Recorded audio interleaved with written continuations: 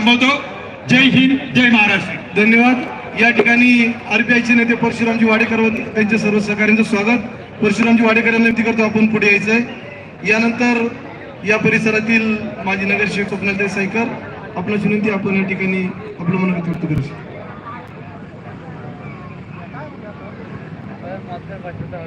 मागे जे नागरिक उभे आहेत त्या सर्वांना विनंती, आपण पुढे येऊन स्थानापन्न व्हायचंय. पुढे जागा आहे, पुढे खुर्च्या आहेत. हेमंत कळपकर, सर्व त्या ठिकाणी उभे जे नागरिक आहेत त्यांना सर्वांना पुढे पाठवायचे. नमस्कार.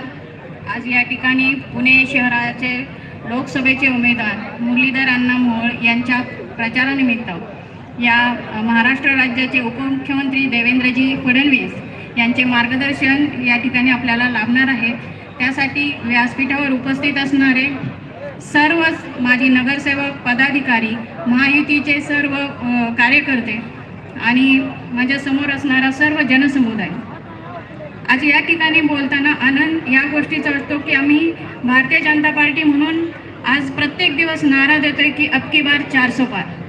हा कशासाठी देतो? का तर 2014 नंतर भारत देशामध्ये झालेला बदल हा आपण सर्वांनी जाणलेला आहे. सर्वप्रथम झालं ते प्रभू श्रीराम यांचं मंदिर. कित्येक दशकात जे काँग्रेस सरकारला करता आलं नाही ते केवळ 10 वर्षामध्ये नरेंद्रजी मोदी यांच्या सरकारने ते करून दाखवलं.